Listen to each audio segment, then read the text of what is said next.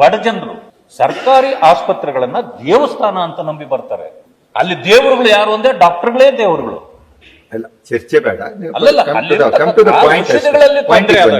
Clarification ಇದು ಸರಿಯಲ್ಲ. ಅದಕ್ಕೆ ನಾನು ಹೇಳುದು, ಅವರೇ ಹೇಳಿದ್ರು ಕೆಲವು ಸಾರಿ ಕೆಲವನ್ನ ನಾವು ಕಂಟ್ರೋಲೇ ಮಾಡಕ್ಕಾಗಲ್ಲ, ದೊಡ್ಡ ಲಾಬಿ ಇದೆ ಅಂತ. ಬಟ್ ಅದಕ್ಕೆ ತಾವು ಏನಾದ್ರೂ ಮಾರ್ಗ ಹುಡುಕ್ಬೇಕು. ನಾವು ಅಸಹಾಯಕತೆಯನ್ನ ಸರ್ಕಾರ ತೋರಿಸಬಾರ್ದು, ಅದಕ್ಕೆ ಮಾರ್ಗ ಹುಡುಕ್ಬೇಕು. ಇವತ್ತು ಆಗಿರ್ತಕ್ಕಂಥ ಇದಕ್ಕೆ ನೀವು 5 ಲಕ್ಷ ಕೊಟ್ಟಿದ್ದೀರಿ, ಓದ ಜೀವ ನೀವು ಎಷ್ಟು ಕೊಟ್ಟರು ಬರೋದಿಲ್ಲಲ್ಲ.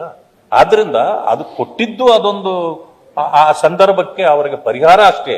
ಬಟ್ ಅದು ಉಪಾಯದ ಮಾರ್ಗ ಅಲ್ಲ. ದಯವಿಟ್ಟು ಇದರ ಬಗ್ಗೆ ತೀಕ್ಷ್ಣವಾಗಿ ತೆಗೆದುಕೊಳ್ಬೇಕು. ಇದು ವಿಷಯ ಇಷ್ಟೊಂದು ದೊಡ್ಡದಾಗ್ಲಿಕ್ಕೆ ಕಾರಣ ಏನು? ಯಾವಾಗ ಬಳ್ಳಾರಿಯಲ್ಲಿ 5 ಜನ ಈ ರೀತಿ ತೀರ್ಕೊಂಡೋಗಿದ್ದಾರೆ ಅಂದ ತಕ್ಷಣ ನಾವೆಲ್ಲರೂ ಹೋದ್ವಿ, ವಿರೋಧ ಪಕ್ಷದ ನಾಯಕರು ಹೋದ್ರು, ಅಲ್ಲಿನ ಸ್ಥಳೀಯ ನಾಯಕರುಗಳು ಹೋದ್ರು, ನಾವೆಲ್ಲ ಪರಿಶೀಲನೆ ಮಾಡಿದ್ವಿ. ಆದ್ರೆ ಸಚಿವರಲ್ಲಿ ಹೋಗ್ಲೇ ಇಲ್ಲ. ಜಿಲ್ಲಾ ಸಚಿವರು ಹೇಳಿ ನಿಮ್ದು ಅವರು ಕೂಡ ಹೋಗ್ಲಿಲ್ಲ. ಅದಾದ್ಮೇಲೆ ವಿಷಯ ಕೊನೆ ಗಳಿಗೆಯಲ್ಲಿ ತಾವು ಹೋದ್ರಿ. ನೀವೇನಂತಂದ್ರೆ ಮಾನವೀಯ ದೃಷ್ಟಿ ಇರ್ಬೇಕು ಇದರಲ್ಲಿ.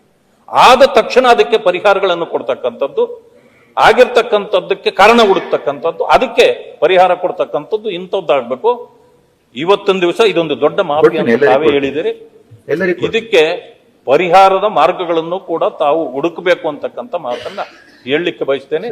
ಯಾವುದು ಫ್ರೀಸ್ ಆಗ್ತದೆ, ಯಾವುದೇ ಕಾರಣಕ್ಕೂ ಅದನ್ನು ಮತ್ತೆ ಒಪ್ಪಬಾರದು. ಮತ್ತೆ ಒಂದು ಸಾರಿ ಫ್ರೀಸ್ ಆದ್ಮೇಲೆ ಅದರಲ್ಲಿ ದೋಷ ಇದೆ, ದೋಷ ಇರೋದನ್ನು ಮತ್ತೆ ನೀವು ಮಾಡಿದ್ದು ಸರಿಯಲ್ಲ ಅಂತಕ್ಕಂಥ ಮಾತನ್ನು